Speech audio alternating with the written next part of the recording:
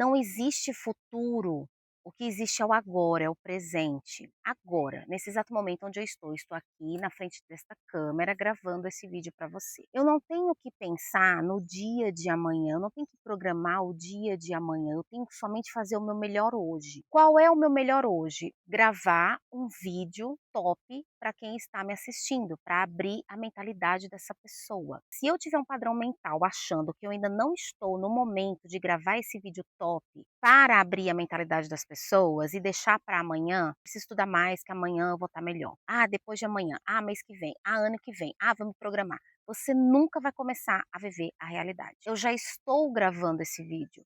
Você já está me assistindo, eu já estou fazendo o meu trabalho de te levar para a tua expansão de consciência. Então, eu já sou uma comunicadora do universo para você. Eu não vou me tornar ainda, eu já sou. Ah, só, mas sei lá, eu quero ser uma chefe de cozinha. Meu sonho é ser uma chefe de cozinha e ter o meu restaurante e ter uma clientela gigantesca e ser reconhecida. Você já é a chefe de cozinha. É isso que tem que entrar na tua mente, pelo amor de Deus, ser divino, poderoso, Deus, deusa. Você já é a chefe de cozinha. Se você já faz o prato, se você já se especializou, independente de você ter um cliente, ou de você ter 100 clientes, ou você ter 1000 clientes, você já é a chefe de cozinha. O problema das pessoas é que elas querem chegar no final. E, gente, o final não existe. O tempo, gente, foi uma coisa que colocaram na nossa cabeça, o que existe é o agora. Você agora pode fazer o quê? Um belo prato e servir para quantas pessoas? Você já está vivenciando a vida dos teus sonhos. É uma consequência você chegar num ponto comercial, em milhares de clientes, em ter fama, o teu nome está no topo da lista lá dos chefes Michelin. Isso é só uma consequência daquilo que você já é. Existe um tempo de maturação, existe um tempo de gestação entre o teu sonho, o teu projeto e entre o universo mandar aquilo para você. E existem várias situações aí que interferem nesse processo, que é você está com a mentalidade adequada, você está no momento certo da tua vida e você está certo realmente do que você quer. Sabe por quê, gente?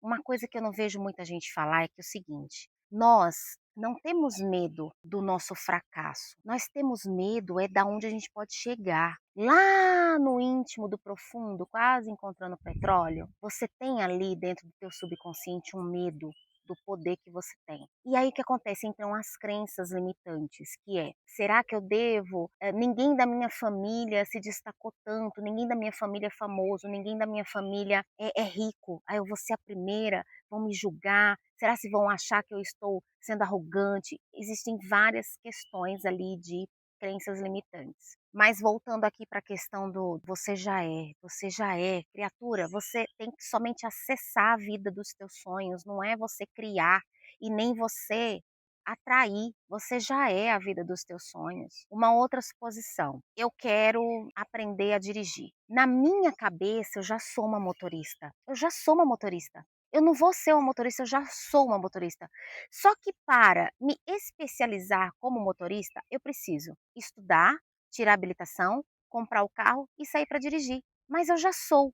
Como eu acesso o eu já sou o motorista? Dando entrada na habilitação, indo para a primeira aula de direção. Você já é. Você já está dentro da vida dos teus sonhos. Você só precisa assumir.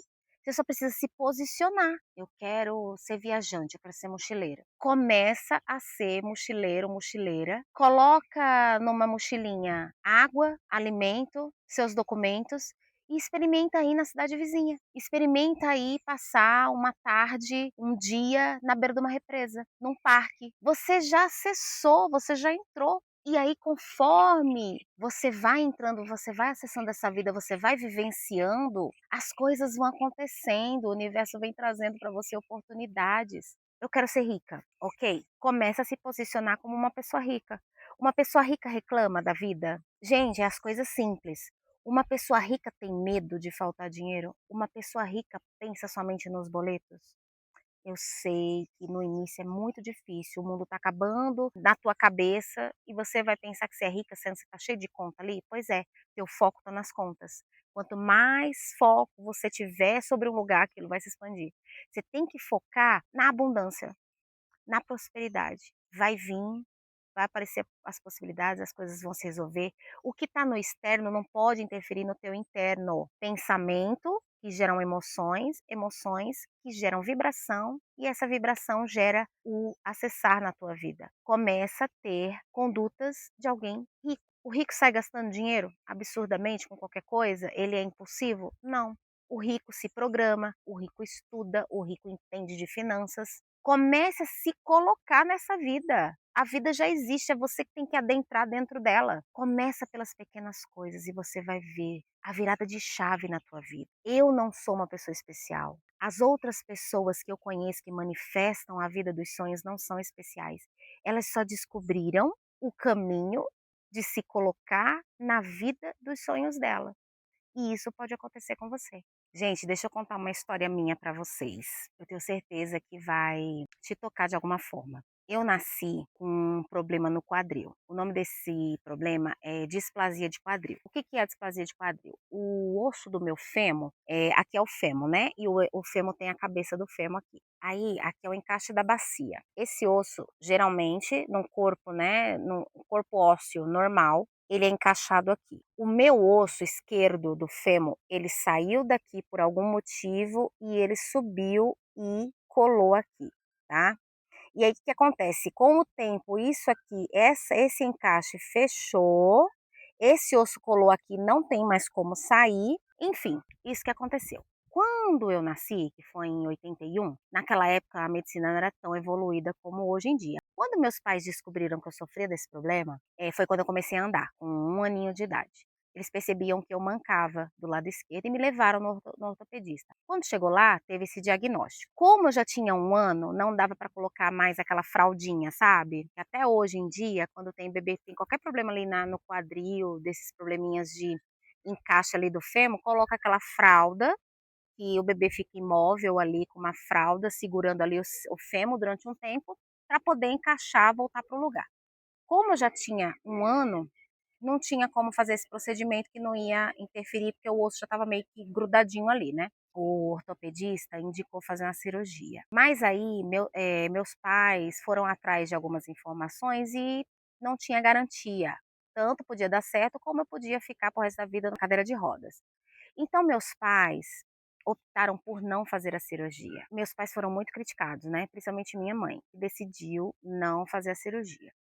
E até o ortopedista, acho que eles passaram por mais de um ortopedista, e um deles foi bem rude, falou assim para os meus pais, que eles iam se arrepender muito, porque quando eu tivesse 18 anos, eu ia ter 18 centímetros de diferença de uma perna para outra, porque aquela perna, na concepção desses ortopedistas, aquela perna ia atrofiar, né, e não ia se desenvolver. Então quando eu tivesse 18 anos, é como se fosse 1 centímetro por ano. Então imagina, né, que terror. E terror psicológico. Mas aí, meus pais seguiram a intuição e eu não fiz a cirurgia. Então, eu cresci num ambiente onde me falavam que eu não podia fazer nada. Tinha aquele receio dos meus pais, né, aquela preocupação de: "Ai, será que vai dar certo?". E era como se eu não pudesse ser uma criança normal, porque aquele osso era ali, fora do lugar, eles tinham medo de eu cair, fraturar, enfim. E eu sempre me sentia uma criança normal. Independente de eu ter aquele problema ou não. Eu sentia dor, eu sentia que eu tinha uma mobilidade um pouco diferente, mas isso não me fazia pôr na minha cabeça que eu era criança diferente. Gente, eu fazia tanta estripulia, olha, eu quase enlouqueci minha mãe.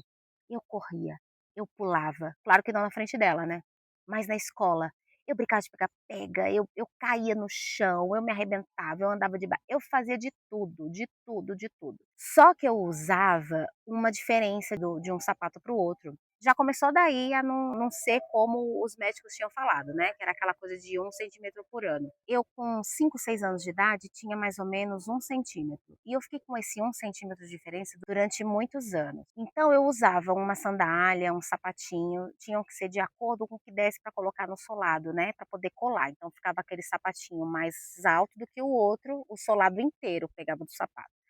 E eu sofria muito bullying na escola, né, me chamavam de tudo quanto era coisa e eu era esquisita, porque ninguém usava um sapato maior do que o outro e eu usava. E aquilo me incomodava muito. E quando eu ficava em casa, que eu ficava de chinelinho, eu ficava descalça, o que que eu fazia? Eu ficava com a pontinha do pé levantada assim. E eu ficava o dia inteiro em casa assim e eu não sentia dor, não sentia nada. Olha só a cabeça da criança. Eu, por volta dos meus 9, 10 anos, comecei a questionar para minha mãe: Mãe, e se eu usasse a diferença só no calcanhar? Minha mãe, não, porque não pode, porque dá diferença, enfim, né, gente? Medo, né? A gente tem que entender nossos pais também. Essa geração deles era uma geração de muito medo e muito receio, né, não tinha tanta informação. Então, assim, ela nem queria saber de refletir sobre o assunto, ela só falava que não, e que ia fazer mal e que não podia. E nisso a minha diferença, nessa época, tinha se estabilizado em 2 centímetros, com 9, 10, 11 anos eu usava 2 centímetros de diferença. E aí, gente, aquilo foi a primeira grande luta da minha vida. Fazer minha mãe confiar naquilo que eu estava falando para ela, que eu tinha certeza que se eu usasse essa diferença somente no meu calcanhar, ia funcionar do mesmo jeito e eu não precisaria usar um sapato maior do que o outro, porque eu poderia usar por dentro do sapato, sabe? Colocar a diferença por dentro do sapato ali na palmilha, podia usar um tênis, podia meu sonho era usar um tênis, eu nunca tinha usado um tênis na vida. Podia usar por dentro, ninguém ia ver que eu tinha uma perna maior do que a outra, ninguém ia ver mais, não ia servir de chacota, né, brincadeira, de bullying. E aí um belo dia minha mãe ganhou um tênis do meu pai, eu lembro como se fosse hoje o tênis mais lindo do mundo, um New Balance azul. Nossa, e quando minha mãe ganhou aquele tênis, eu olhei para aquele tênis, porque eu e minha mãe usamos o mesmo número, 34. Eu desejei tanto aquele tênis, eu me vi usando aquele tênis. Nossa, mas eu sentia uma felicidade e alegria. Em nenhum momento eu fiquei brava, sabe, com raiva, porque: "Ai, porque eu quero, porque" não, gente, eu só me visualizei usando aquele tênis.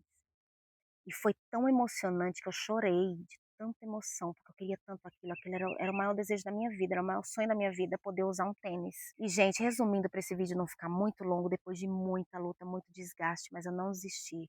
Eu consegui convencer minha mãe a me deixar um dia fazer esse experimento e ir para a escola de tênis. Então minha mãe fez, né, pediu para o sapateiro fazer um calço, somente na parte aqui do calcanhar para colocar por dentro do tênis. E aquele dia foi um dos dias mais felizes da minha vida. Eu fui para a escola de tênis, eu me sentia igual a todo mundo. Eu me sentia linda, eu me sentia gente, enfim, resumindo, levou um tempo que minha mãe não deixou, tá, não foi fácil assim não.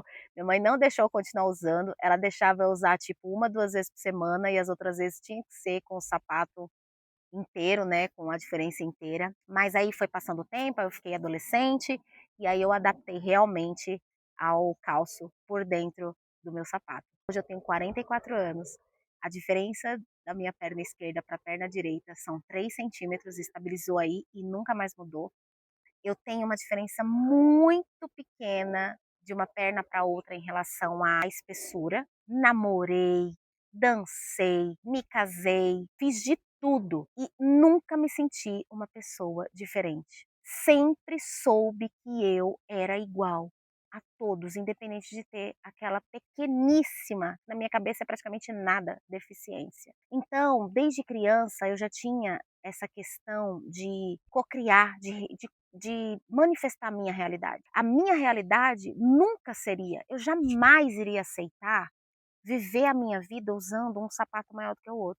A minha essência, a Sol, jamais ia aceitar viver uma vida se sentindo feia, se sentindo diferente, se sentindo como se não fosse digna de usar um sapato da moda. A Sol jamais ia aceitar viver uma vida, sendo motivo de piada. Então eu manifestei essa realidade para mim. A minha realidade é que eu sou normal, eu uso o sapato que eu quero, claro, com as minhas adaptações, mas eu uso. Eu uso sapato alto, eu uso sapato plataforma, eu uso chinelo, eu uso sandália, eu uso o que eu quiser, porque na minha cabeça, a minha realidade é que eu sou uma pessoa normal. Então você está vendo como é você quem decide, independente o que o mundo externo fala, porque eu cresci a minha vida inteira, os médicos, os ortopedistas falando que eu tinha que andar em ovos, que eu nunca seria uma pessoa normal, que eu não poderia fazer isso, que eu não poderia fazer aquilo. Só que eu não me deixei abater por isso, porque para mim eu posso tudo e é só eu quem decido o que eu posso e o que eu não posso. Ninguém tem esse poder. Agora se eu tivesse pego tudo aquilo que me falaram e tivesse colocado dentro do meu coração e aceitado aquilo, a minha realidade hoje poderia sim ser com 18 centímetros de diferença de uma perna para outra, uma completamente inválida e infeliz. E não, eu manifestei, eu acessei a realidade dos meus sonhos. Eu espero que esse vídeo tenha feito sentido para você. Eu espero que você acesse a vida dos teus sonhos. Não deixe para amanhã. Você não tem noção do teu poder. Até o próximo vídeo.